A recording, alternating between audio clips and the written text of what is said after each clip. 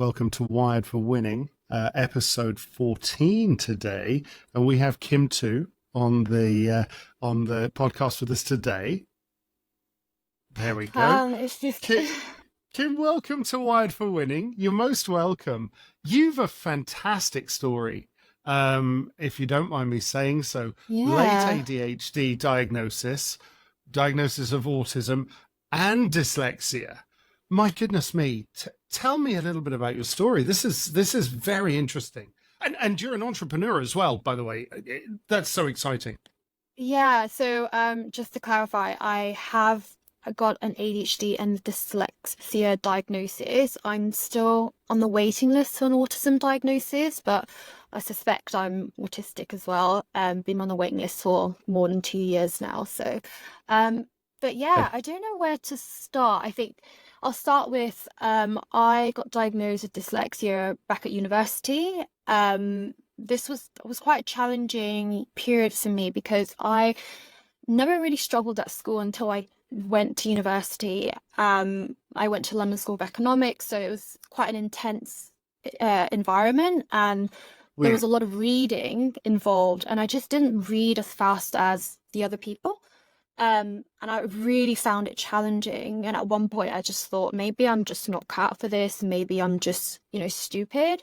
And I think, long story short, I accidentally plagiarized an essay, and then my teacher said, well, there's something must be going on. Why don't you go to the disability center and see if you've got any learning difficulties?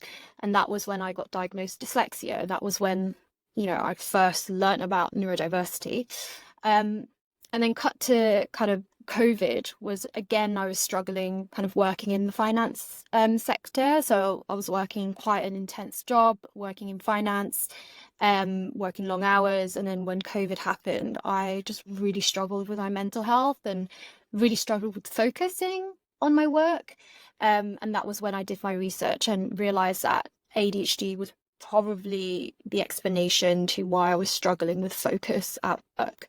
And then since then, I was just focusing on how I could improve my life, with these conditions, because there wasn't a lot of Right. information available.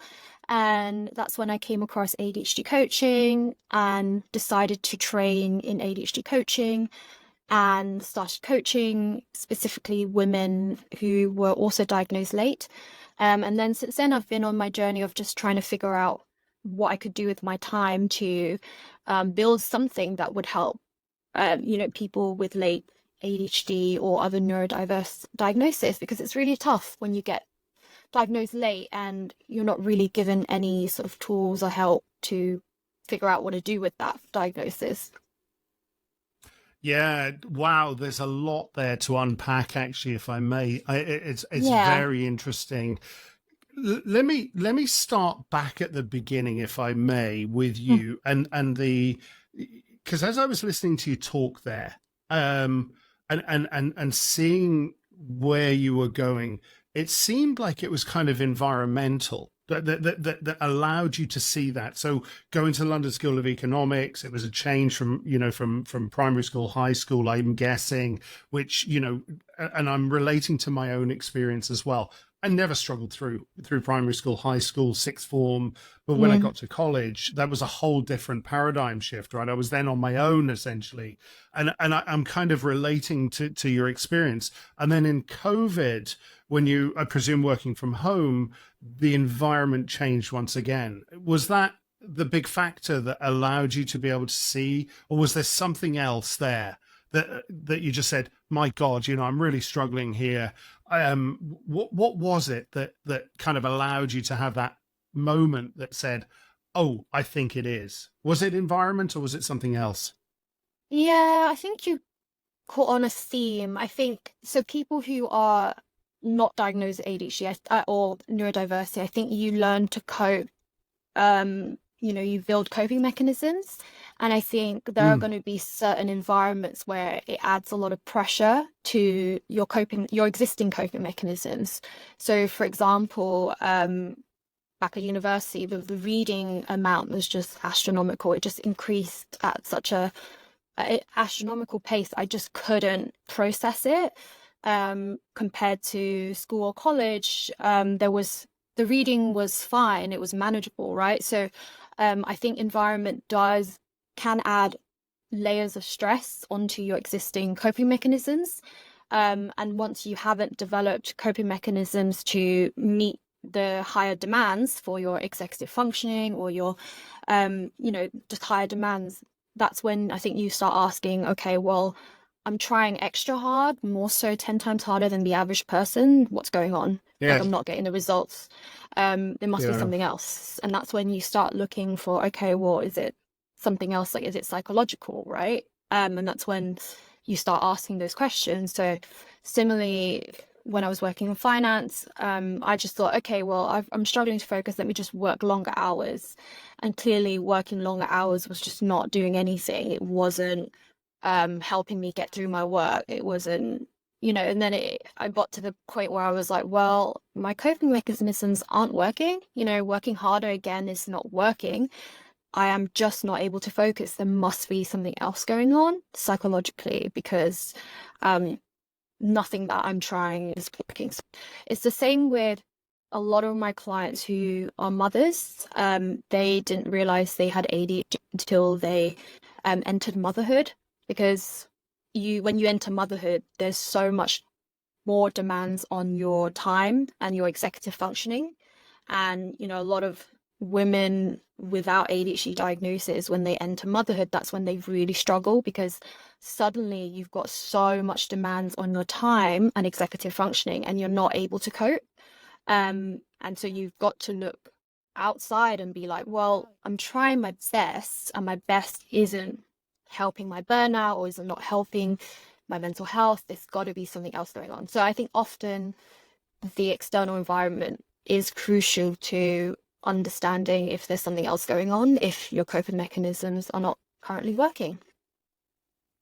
Yeah, that's fascinating, actually. I have a friend, he has dyslexia, actually, and it was amazing. I went to school with this guy. He's now in his 50s, and he managed to get through school. He didn't go beyond school as far as education is concerned, but the coping mechanisms, the strategies he used to overcome reading, his inability to read at all, actually, was phenomenal. And years later, we sat down, we talked about it, and how it was possible that he did. And thinking about my own experience, actually, Kim, I very rarely consume books, novels. If you give me a technical book, I'll flick through a technical book as a reference. But my brain, my ability to read at speed, like you've described, and my ability to consume information are two different speeds completely. But if you give me an audio book and let me listen to something, I can play that at 2 times speed on Audible or something else, and it goes in. Are you similar to that yourself? Yeah, absolutely. And I think it just shows that technology has come to a point where hopefully we learn how to use technology to help. Then actually those things wouldn't be as an issue. So yeah, I agree. So back when I was studying, a lot of the academic texts, you just had to read it. You just had to read the pages, etc. Though recently I met someone who also has dyslexia, and what he said, how he managed to get through university was he would convert the PDF readings into text to speech and then download it as an audio file. So he was able to consume that information through an audio file, and that's really creative. And again, that's because technology is able to make that accessible. Similarly, I was in an AI class recently, and you can copy and paste huge articles and ask AI ChatGPT to summarize the readings in a few bullet points. That wasn't available back when I was studying, and it would have saved so much time, right? So I agree in that. I think people with dyslexia, there's a huge difference in how you consume, verbal kind of consume text.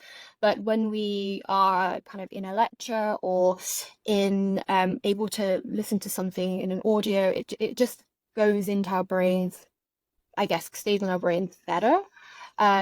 So that is something that I would continue to do, and I still continue to do. So now whenever I try to read or learn stuff, I actually just look for summaries, or I just kind of put it in ChatGPT and ask for a summary and then read around the article once I've got a context of what this whole reading is about, so that I don't get confused. So yeah, I'm very similar to that as well.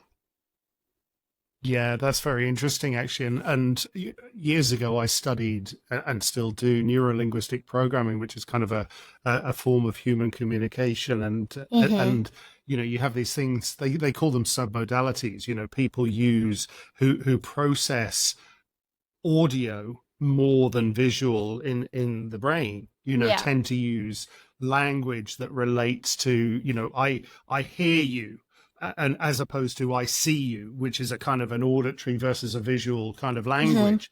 And that helps to go in a little bit more as well, and as a coping mechanism. Kim, what I'm interested in is your ADHD as well. Wide for Winning is Mm-hmm. really about celebrating the success of those extraordinary minds of people with ADHD and other, comorbid conditions, if you like dyslexia, like Yeah. autism, and so on and Yes. so forth.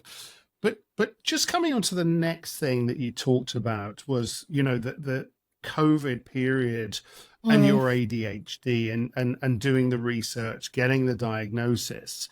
Um, can you just describe how your ADHD presents itself? One, as a woman, I've interviewed probably more women than men on this subject over the last few months, Mm. and it's while ADHD in everybody is challenging. The what I've learned over time, and I'm happy to be corrected on this from the women and girls that I've interviewed, is that it tends to internalize itself in women, whereas it externalizes itself in men. And I know that's a generalization. Okay, Yeah. I Yeah. get that. But in your case, how does your ADHD manifest itself, if you don't mind me asking? Yeah, sure. It's quite a packed question, but I would agree in that it's a lot more emotional. So there, I think women with ADHD, and I coach purely mostly women with late ADHD diagnosis. A lot of the symptoms we struggle with or talk about the most in the sessions with clients is emotional regulation, and rejection sensitivity. So these are associated with managing your emotions and not ruminating on thoughts. So what happens with ADHD is if something happens, let's say you've got a rejection, or you might have said something a little bit that at a dinner party, let's say, and it landed the wrong way. I think you'd have a tendency to keep thinking about it over and over again and dissecting it. And the reason why women kind of struggle with those emotional aspects is the part of the brain that, regulates emotions, etc. It's not as strong versus people without who don't have ADHD. So I think people Hmm. mistake ADHD as being quite an outward, kind of hyperactive element, but actually for women, it's more internal, like you said, and it's actually more about kind of regulating and managing emotions. So the part of it that for me it manifests in terms of overwhelm. So I always say that for me, managing ADHD is battling overwhelm on a daily basis, because on a daily basis there's so many decisions that need to be made, so many stimulation that is happening. You've got emails, you've got people asking you, you've got people texting you. It's just a constant stream of stimulation, and for me that is overwhelming on a daily basis. So for me, trying to manage my daily feelings of overwhelm is how my ADHD manifests. Um, because once I'm overwhelmed, that's it. I'll just feel really paralyzed, and I'll just want to kind of curl up in bed and not do anything. Yeah, wow, I so relate to that. The point of overwhelm is Yeah, stop, yeah, curl up, yeah, hide, lock myself in my office, and I don't want to talk to anybody. In fact, to the point where I'll switch the computer off, I'll switch the mobile phone off, and yeah. then there's this kind of I don't know what you call it. That period of time between the paralysis and the ability to come back to I don't want to say normal, but come back to that point where I can function again. I call that my defragmenting period, where I'm kind of processing stuff to get there, you know. Yeah. So, okay, so emotional regulation, overwhelm, paralysis through Mm, overwhelm as well. Um, yeah. what else? What else do you get in terms of how, your manifestation Yeah. of ADHD? So I think the other thing that is quite unique to women is we've got to kind of perform in a way that conforms to gender standards. So if you think about, let's just say, going out in social context, right? If you, for me, with ADHD, I tend to want to divert conversations to what conversation I find interesting. But I think females are kind of taught in social settings to be quite people pleasers. So you're kind of forced to kind of hold that impulsivity to try and cater towards the social situation. So there are loads of times where I go to social situations and I don't really voice out what I actually need or what I actually want to talk about. And I would just kind of force myself to, you know, socialize in a way and perform in a way when actually I might not really be enjoying my time. So that part of it is the masking side, which is about really performing and kind of suppressing your needs or your interests. And I think women with ADHD do this a lot because we're taught to, you know, conform and taught to not really express outwardly what you want or need. So that really plays out for me in the social situation. But now how I deal with that is my friends are quite, they know me so well that they know that in a social situation, I might need, you know, 30 minutes time out. So I've had situations where I've been at dinner parties and I've just been like to my friends, you know what, I actually just need a nap for 30 minutes on the couch just to regenerate my energy because I spent a lot of time kind of working the room or trying to be attentive to everyone. So that uses a lot of energy. And so my friends are kind of used to me just kind of checking out for 30 minutes and sleeping on you know, the couch. But I think for what this could apply to kind of bigger social settings is if kind of workplaces have more quiet rooms or something like that, that would be really helpful for kind of women with ADHD, but anyone who struggles with kind of stimulation and social situations like that, they could take some time out just to self-regulate a little bit until, because that is really energy intensive. And yeah, especially when in case we're not taught to kind of ask for that time out and also put our needs first. So I hope that makes sense. Yeah, it actually really does. I'd actually go as far as to say, I'd go as far as to say actually, the me, boys and men that I've interviewed who suffer from overwhelm and the need for time out, on the other side of it, where, as you quite rightly say, in the society that we live in, you know, women are taught that to conform to a certain extent, men are also expected to behave in a certain way, which drains energy massively as well. And I find Yeah. myself now, and again, I don't know with me whether it's I'm now older and more able to say no to social situations that I know will put me under that type of pressure that you just described, where I have to Yeah. behave a certain way.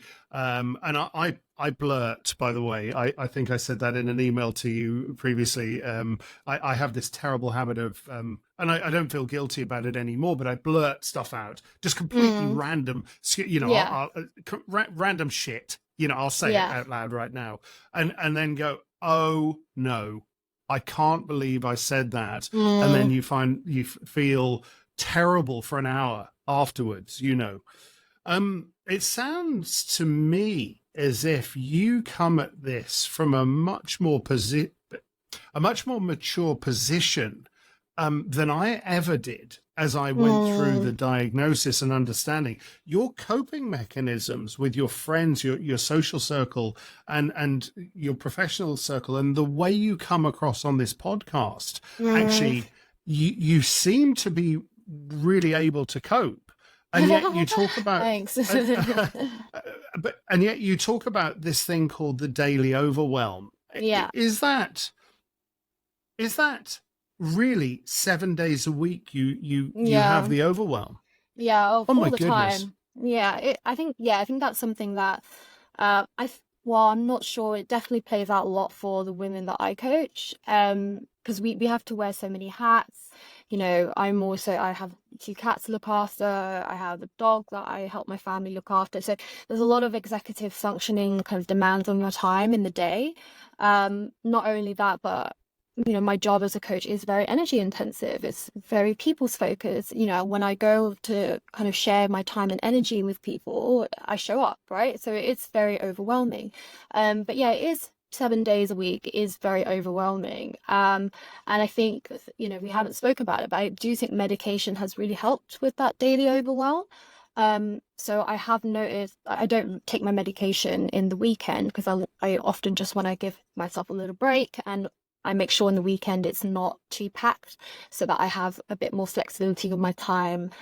Whilst as everyone probably has as well, Monday to Friday, each hour is kind of packed with to stuff to do, you know. So I think in terms of coping, medication to an extent has helped me kind of regulate those feelings of overwhelm, anxiety, etc. And being extra kind to myself to ask for what I need. So sometimes if I do struggle with energy, you know, I'll go on a call, say hi, and I'll say, I'm quite low energy today. I'm just going to turn my camera off. Hope that's okay. And then I actually just take the call from my bed. And just being okay with that, you know, and not being apologetic about that has something that I've started to learn. And then also just saying no. So, you know, I've got tons of requests for people wanting to speak to me, and that's great, but I don't have energy to speak to everyone. So you just have to learn to say no and say yes to the stuff that you want to do, and say no, sorry, can we do this over an email? You know, other things I do is when people reach out and ask for a call, I say, okay, can we do this via email first and see if a call is needed, right? So there are loads of different ways to manage overwhelm by kind of conserving your energy. And I think that is what I've had to learn kind of over time. And the key thing is confidence to ask for what you need. Because, you know, it sounds a bit weird that I'd go to friends' parties and then ask for 30 minutes to go on the sofa, but actually they're okay with that. That's fine. And now I do that and I feel great about that. Like I feel like, okay, I can go to social situations and not have to perform for 5 hours. I can have 30 minutes where I just lie down for a bit, right? So I think that has really helped. I don't think it sounds weird at all that Mm. you have a group of friends that you can truly say, I'm sorry, my energy is down right now. Give me Yeah, 30 minutes and I'll be back, and you'll bounce yeah, back. And that's fantastic. And do you know, Kim, I'm going to say this. Anybody who's listening to this podcast right now, take that from Kim as something that you are able to do, male or female. If you are yeah, finding yourself in a social situation where the anxiety levels are going up and your energy is going down and you can't maintain that ask, and or you're with a group of people that you know really well, or you know, better still, a group of people you don't know at all, remove yourself from the situation. You say, look, I just need a few minutes of my own time, and yeah. do that, and it's okay, right? Yeah, no, it's absolutely okay. I mean, I've done that kind of, I think, especially in big demanding situations like weddings, for example, just because you have to perform, you know, on a wedding, like in a wedding day, you have to perform in a wedding context, socialization, Yes. networking context. How I see kind of the outside world, other than working from home, is it's all a performance.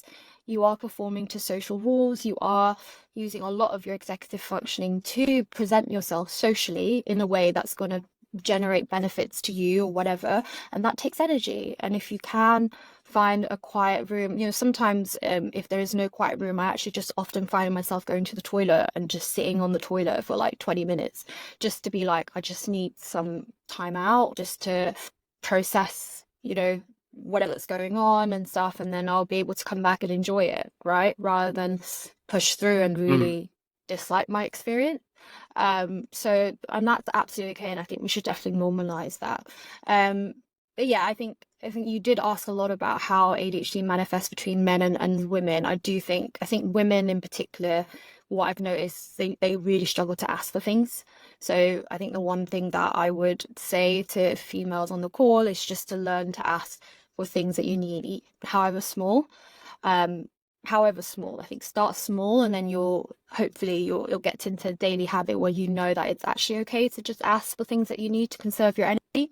And that should be, I think, a first stepping stone to actually start putting yourself first and everyone else. Because as a female, and what I've noticed as I've transitioned from an Asian household to working in society, there is a lot more kind of pressure on women to cater towards everyone else and to be that to put their needs second versus the team's needs, everyone else's needs, etc. And that is quite damaging, especially if you have ADHD or dyslexia and stuff. You do need to put yourself first on multiple occasions throughout the day.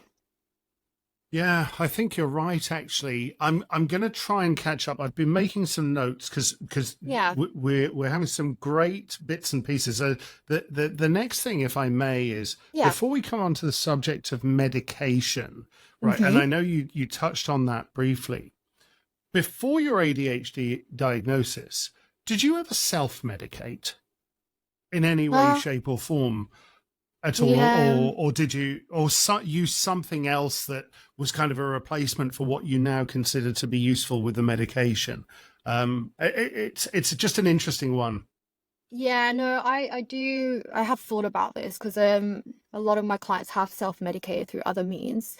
I think it depends on your kind of social context. So for example, I despise drinking, smoking, and drugs and stuff because my family are very conservative. Mm, Asian households very conservative. And so I didn't resort to those options to self-medicate.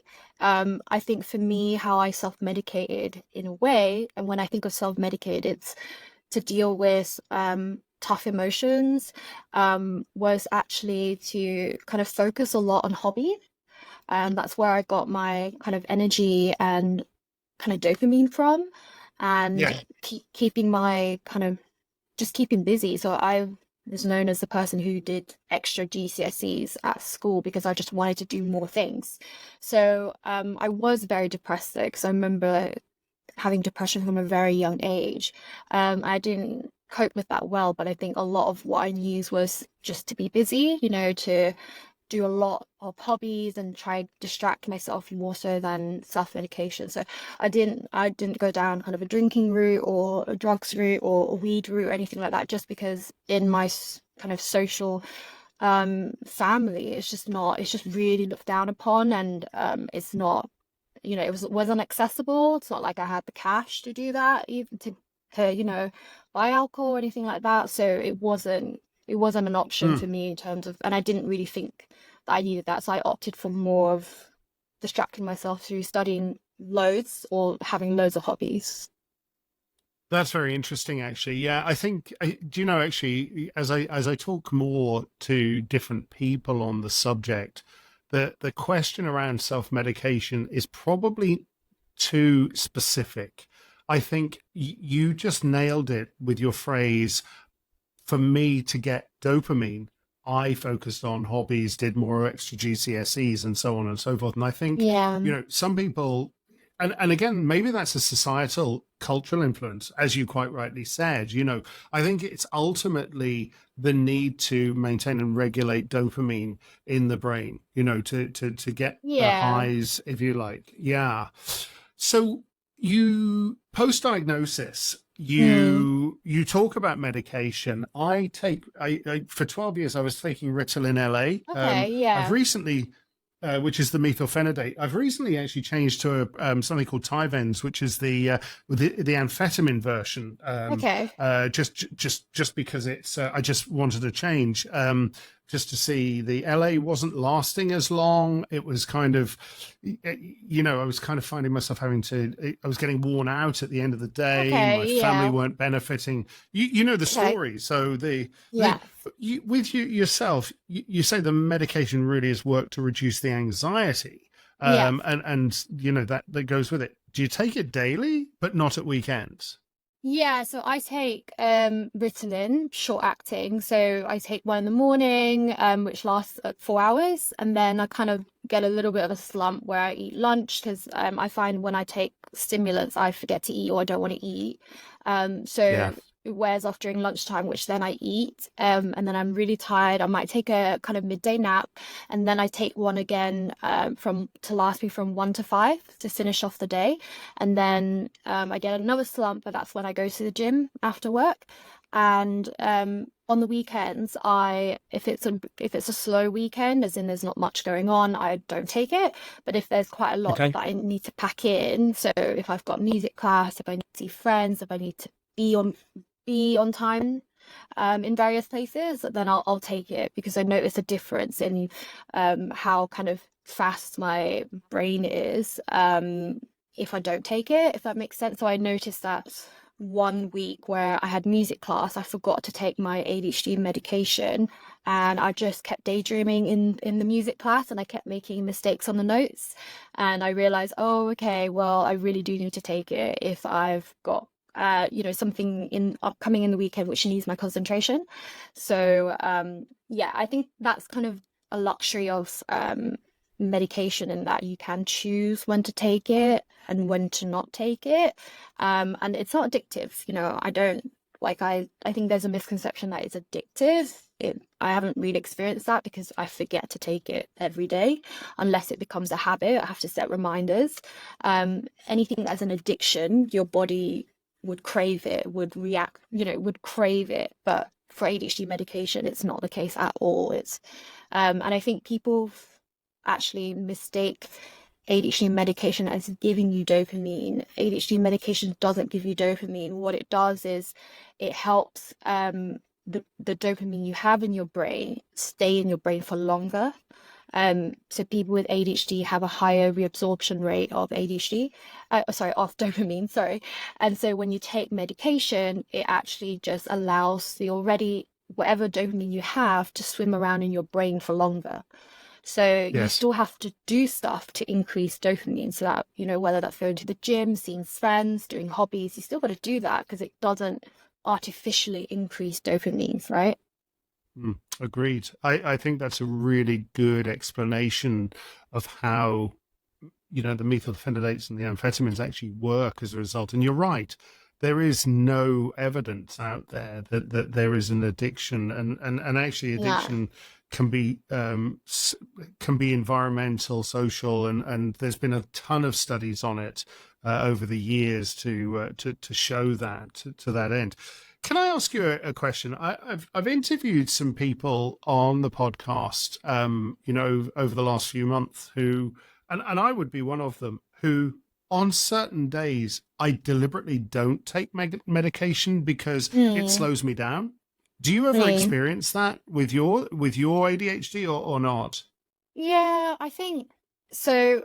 I take it Monday to Friday just because I've always got calls to go on, but Mm, I do find that on the weekend days where I don't take it, my brain is a lot slower.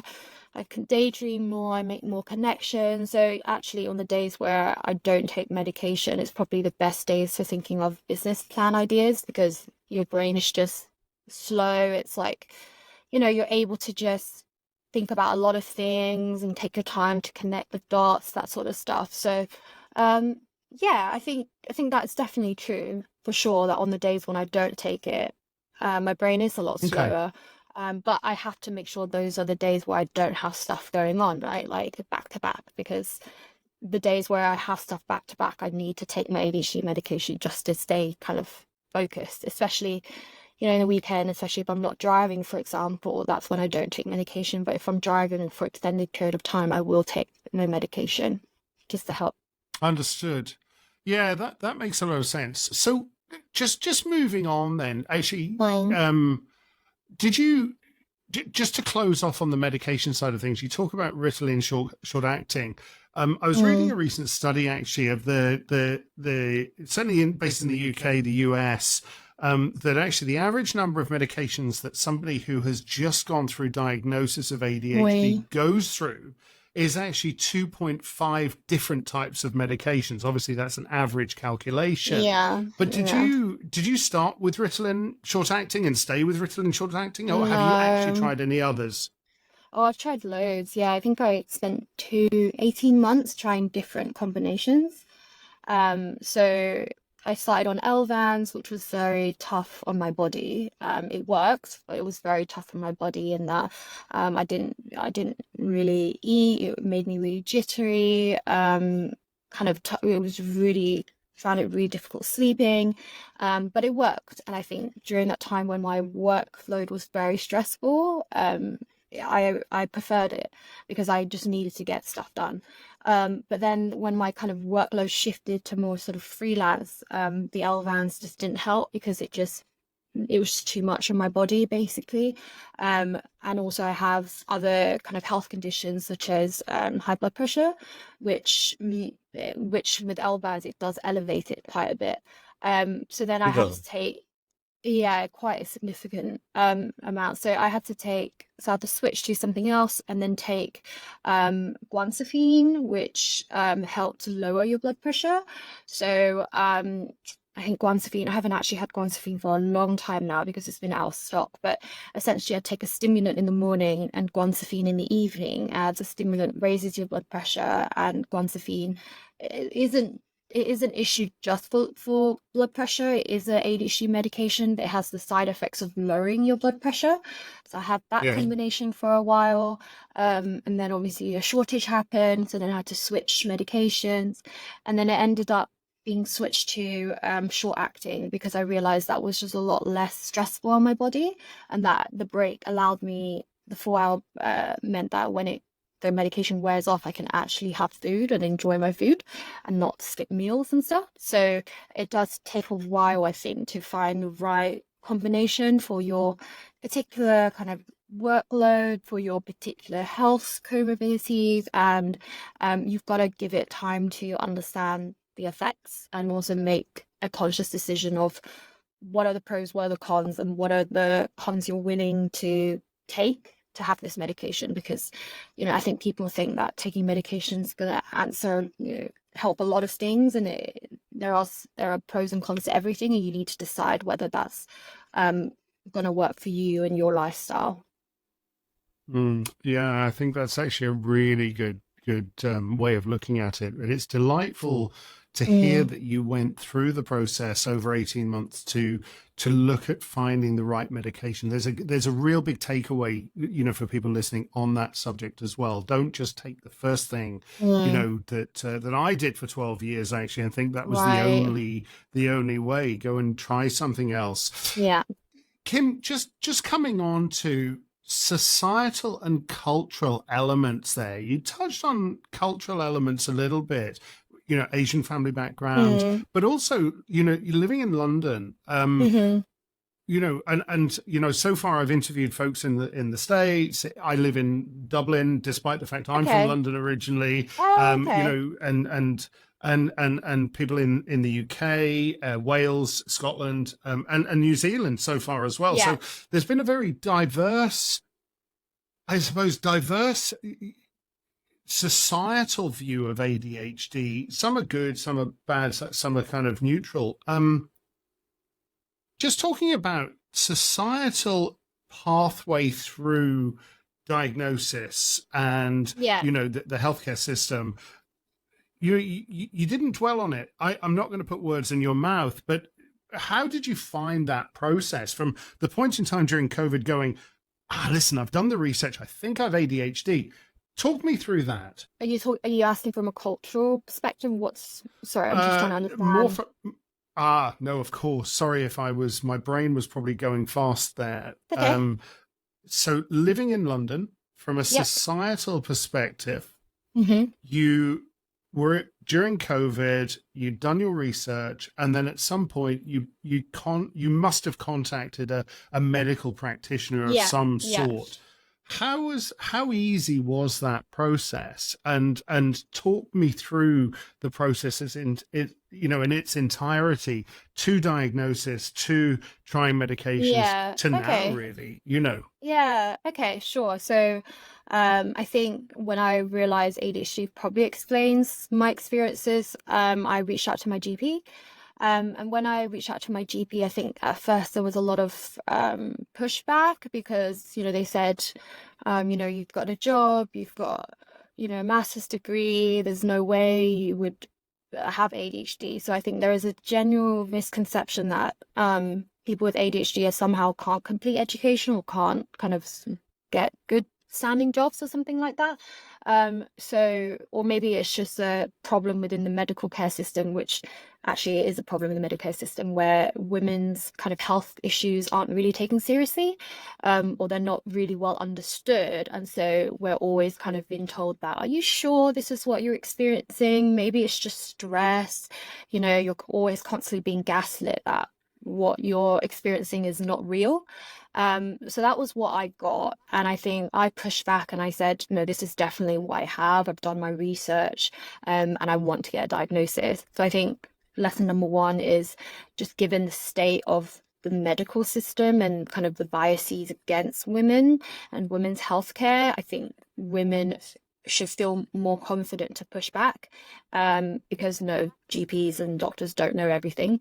I think for GPs, they only get probably 10 minutes on the topic of ADHD in their medical studies. So you probably did way more research than they ever did.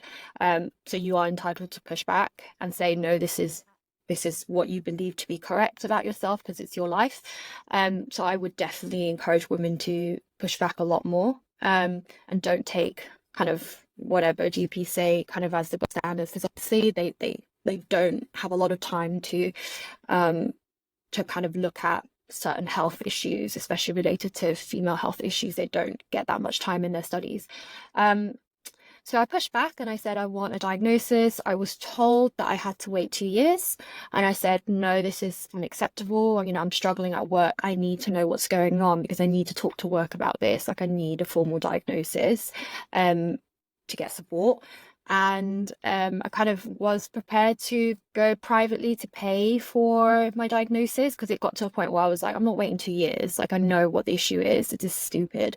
And so I think I searched online for kind of the cheapest option, which was a digital diagnosis consultation, which would have costed, I think, £350, which for me wasn't an issue. And I had the luxury because I was working, so to me that was an issue. But then when I called, they told me that actually through kind of the right to choose, which is it's not really been advertised, but right to choose was a law enacted, I forgot what year, but it means that people have the right to choose which mental health provider can provide their care. So before, if you went to the GP and you said, I want to get a diagnosis for ADHD, they would put you on a waiting list for a company that they currently use, but it has a long waiting list. But now through the right to choose law, you have the ability to say, actually, I don't want that service to be provided by that company. I want to choose another company that I've researched. And GPs can't push back on it, basically, because it's your right to choose who delivers your care.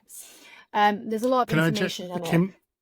Yeah. Apologies, Kim. Can I just interject there for a second? Just for anybody who's listening, the right to choose law is limited to the United Kingdom, as far as I'm aware. Other countries like Ireland and their own very similar laws as well. But what Kim is talking about at the moment is the United Kingdom law on right to choose. Yeah. Sorry for that, Kim. Very important. No, that's really there's important. No confusion. No, that's really important. Yeah, and I think it's not advertised that well. So when I brought it up to my GP, I think my GP said, I've never heard of this. And I actually told my GPs to Google it on the spot, and to refer me immediately to the organization that I was just talking to. And so instead of waiting 2 years for a diagnosis, I only waited a month for my diagnosis, to get my diagnosis. Wow. And if I may ask, you said you were prepared to pay privately, which would have accelerated, but the right to choose allowed you to run through the system without having to go privately. So you went through the National Health Service. Correct. That's significant, because I've had a number of people on this podcast that have waited a significant period of time those younger and later in life for diagnosis who have waited in excess of 18 months. So I just want to reiterate that. And what I'll do is I will Google the website and I'll put that into the description of this podcast when we publish out. So it's the right to choose the provider of the service that you require that your GP can refer you to. That's, Yeah. I've got that correct. Correct. Yeah. As long as I think they have existing NHS contracts, that you don't need to know the details. Just know that the right to choose gives you the choice of where you get your services delivered from. So the GP doesn't have the autonomy of choice. You do as well. Understood. That's pivotal, right? Because, you know, for those of us that are fortunate enough to be in a socioeconomic group where, you know, private healthcare is an option, you know, you can always accelerate the things like Correct. the diagnosis of, for example. Yeah. But if you're not, and you know, Kim, one of the reasons I set the podcast up, and I say this every week, when you go to organizations like CHAD in America, or you go to the European ADHD organizations, you know, they quote these statistics that, you know, you're 5 times more likely to commit suicide, you're 5 times more likely to end up in jail if you have ADHD, right? Male or female. Yeah. And I never had that in my life, you know, successful career, similar to yourself, you know, and good education, et cetera, et cetera. So I said, well, hold on a second. If my experience of life and your experience of life is not that, I want to tell stories to others so that they don't feel that their environment is hindering them for being, you know, having a success in their life, however relative that expression is, you know. So, okay, so you got your diagnosis. What happened next? You know, how did that progress through? So I got my diagnosis, I was put on titration, and then that kind of kick-started having 18 months of trying to figure out the right medication. And again, I would tell women out there, you know, there is a pressure. They would try and rush you to make a decision on your medication. But, you know, for me, I was like, no, I'm going to take my time, right? Like, however long this takes, I'm going to take my time and figure out which is the right combination for me, because I think there is a tendency to try and push you to accept the first thing that they give. And I remember saying, this isn't appropriate. I don't think this is working, and I'm gonna keep pushing back until I get the right combination. And to be honest, I just reflect back, and I don't know where this kind of fighter in me came from, because normally I'm very you know, as a female and as someone who was brought up in Asian culture, you're taught to just say yes. And you're just taught just to be grateful, and you're taught to not push back. But I think it got to the point where I realized during my ADHD diagnosis process that the saying yes and people pleasing is what kind of got me to this situation where I'm struggling mentally because I've never asked for what I needed in life. So it got to the point where I was like, no, there is no one in this healthcare system that is going to, you know, stop me from getting what I need.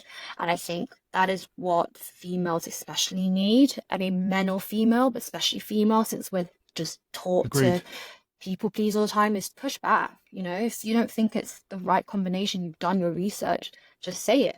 Don't worry about the consequences, because the worst that can happen is you're not going to get what you need, and then you have to redo everything again. So I think that for me was the first time where I was like, oh my gosh, I'm actually pushing back on a psychiatrist. But hell, you know, I know myself way better than this person. So yeah, I'm going to tell them this isn't working, and I'm going to tell them to keep changing my medication until I find the right thing for me. So yeah, and I'm glad I did that. I just want to pause for a second and celebrate that. The phrase that you use, I don't know where the fighter in me came from, the tenacious individual that you just described, right? You know, and coming from a culture that had a slightly different view on women, if I may say that. Yeah. I think that's fabulous to hear. And, you know, and good on you. Well done for fighting and getting to where you want. No, it's great. I'm delighted to hear that, because so often, And I will focus on the female side of things. It's tough. There's a lot of stuff of undiagnosed ADHD in women, over many, many years. And I think we're fortunate to be living in a world now where we can have those conversations with medical professionals, where we can say, no, stop, hold on, I need your help, but I've found this out about myself from my own research. And Yeah. get what you need. That's Yeah, wonderful. exactly. Congratulations for Yeah. that. Mm, Thanks. And I would say it's really important to do your research and don't assume the experts know everything because it's not true. And I give another example was not recently, I think it was last year, I went to get a contraception implant in my arm. I remember going to kind of my GP and I said, look, I take ADHD medication. Is this gonna, because this is hormonal, is this gonna impact the efficacy of my ADHD medication? And lo and behold, he said, no, no, of course not. No, no, no, it's fine. Lo and behold, I got my implant, and for the whole month, I was absolutely, my executive functioning was crushed. I could not get out of bed, and I was suffering from deep depression. And as I Googled, it was because the increase of progesterone, I That's can't remember true. Yeah. yeah, does impact the efficacy of your ADHD medication. So I was absolutely bedbound for a whole month, lost productivity for the whole month. And I came back to my GP and I said, you have to remove this immediately. And also, just to let you know, it does impact the efficacy of your ADHD medication. So I just trusted my GP because I think at the time I was very exhausted and just didn't want to do the research. I thought, okay, well, what could go wrong? And it took a whole month of my productivity. So I would say, especially for women, I'm sorry, but GPs don't know anything.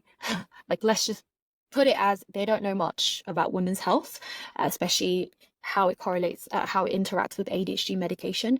Go and do your research. Go and ask other women because they will probably know more from own experiences or from hearing from other women than your GP. So I actually went and educated my GP and I said, look, this happened to me. Now you know that it does have significant impact on your ADHD medication because it's hormonal. Hormones interact with ADHD. That's why when women are on their periods, they may need to up their ADHD medication on the week of their period because the collapse in I think it's collapse in estrogen. I can't remember. So the hormonal changes. It's a change. Absolutely.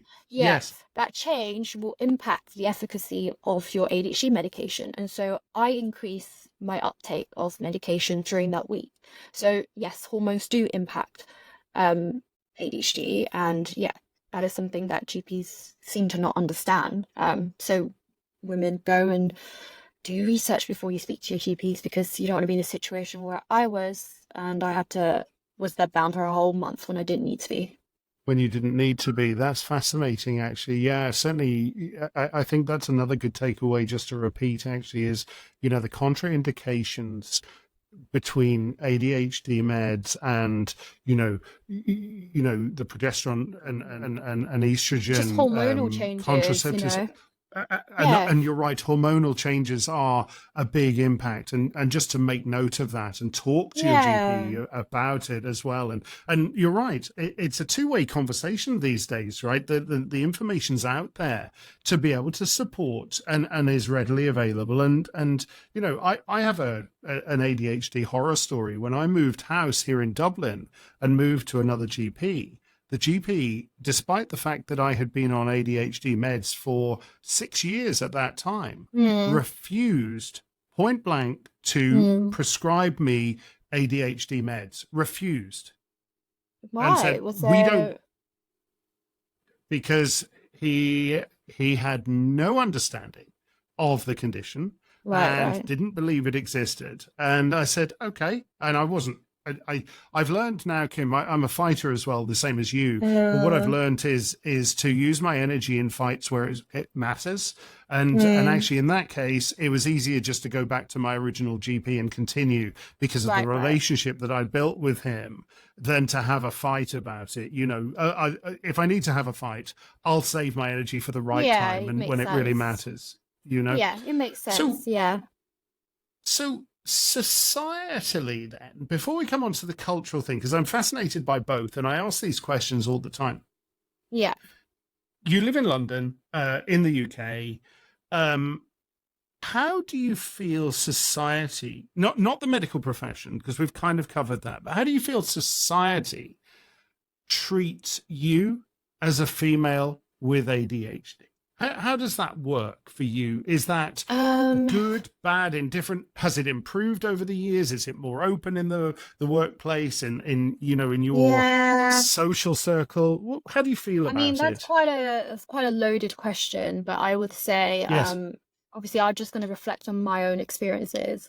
I think yes, it is, I think, first of all, it is hard in that when you, like, I'm very open with my ADHD, and I do find that people struggle to believe I have ADHD because, I look very put together, I speak very well, I have a very good kind of educational background, professional background. So I think some people don't even realize how much I struggle, unless I have to actually explain to them how much I struggle. So I remember saying to someone, a colleague saying, with ADHD, for me, the daily overwhelm is really unbearable sometimes. And, the response I got was, isn't that just work stress? And I'm like, no, it is not just work stress. Everyone gets work stress, but with ADHD, it's like on top of executive functional stress, you've got like emotional stress, you've got executive functional stress, you've got, you know, weak working memory stress, you've got energy dipping stress. Like there's just so much going on that it's not just work stress. So I feel like a lot of my experiences are sometimes dumbed down or not really appreciated. Not because people are sinister. I think people just don't understand the condition. It's actually affects all parts of your life, not just one part. It really does affect everything in my life. And I think the other thing that I think society would see is because they don't understand it, they don't really know how they can support you.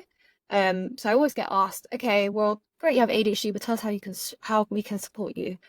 And I have to just think, well, I'm still figuring it out myself. So it's something that you just have to find a team or workplace that would be patient enough and want to work with you and see your strengths, because the first thing they'll probably see is, oh, this person's going to bring us a lot of issues, right? Or a lot of potential litigation risk.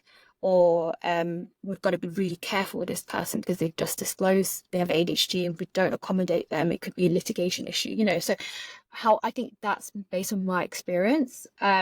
And that's why I find it very hard to not be an entrepreneur, because I have thought about this, where I thought working in the corporate world, I would love to work in the corporate world. I have nothing against the corporate world, but they just aren't built on structures and structures of support, or there's just not enough awareness to actually help me thrive as a person with ADHD and with different needs. So yeah, so I don't want to make a whole kind of judgment across society or whatever, but based on my experiences, it is quite difficult to tell people I have ADHD and actually, you know, educate them that it's not, doesn't mean I'm stupid or doesn't mean I'm less than, it just means I'm different. But that's what kind of the initial reaction you would get. And even just like on dates, I really struggle to tell my dates that I have ADHD, because I don't want them to judge me. I want them to, yeah, from the outset. But that is a real part of me that I want to tell my future dates about, right? But again, because of so much stigma and the lack of belief about it, I just rather not bother with that engagement, that discussion until I actually need to, if that makes sense. Yeah, I've gone no, on it a bit of a does. ramble. It's Yes. no, but you haven't, and I think it really resonates with me what you're saying there. I, this has come to me in the last 2 or 3 years. I share your concerns about the corporate world. I work in the corporate world. And in the Yeah. last 2, 3 years, since COVID, I have made it open that I have ADHD. Hmm. Yeah. I don't need accommodation from employers, customers, or anything like that. And I am vulnerable. Now, Yeah. for me as a man to say that is tough, right? Because we're always very strong and all of those things.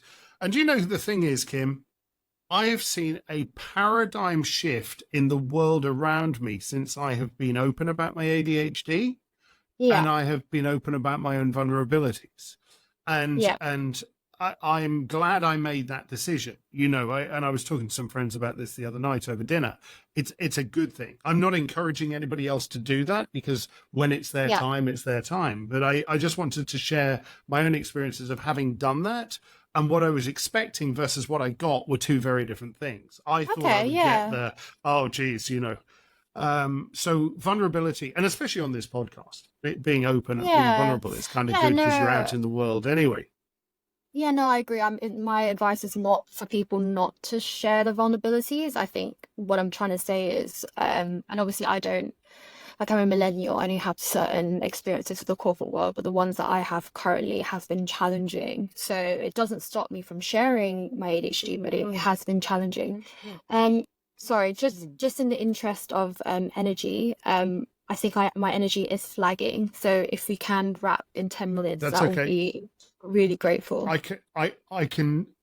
Oh, no, no worries at all. My timer's just gone off as well. Yeah, my time Kim, has gone I'm off. just going Yeah. to ask you.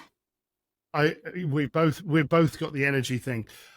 I'm just going to ask you one more question, if I may. Sure. Yeah. And I will invite you back to another session because there's a bit more to talk about. But actually, in the interest of both our energies, Kim, if my last question as I wrap up is this: Yeah. if I were to click my fingers and take away your neurodiversity and allow you to not have that anymore, is that a Hmm. life choice you would take, or would you choose to keep your I ADHD? think if you asked me this upon initially getting diagnosed, I would say yes, because no one chooses to go down a diagnosis route and get medication. And, it's quite painful. It's quite painful being late diagnosed, especially as a female.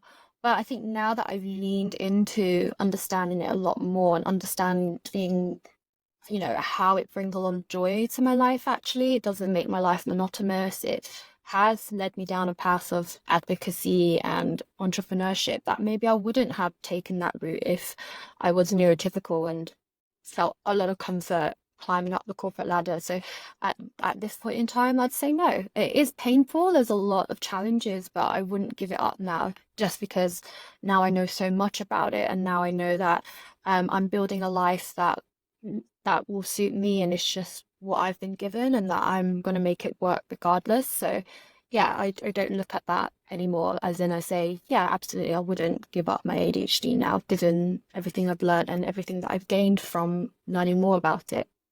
Kim, thank you very much for being a guest today. I really appreciate that. Could you just No stay on problem. for a second while Yeah, after I sure, press no stop? problem. Thank you. Yeah. Really appreciate that. It's been a real pleasure talking to you. Thank you.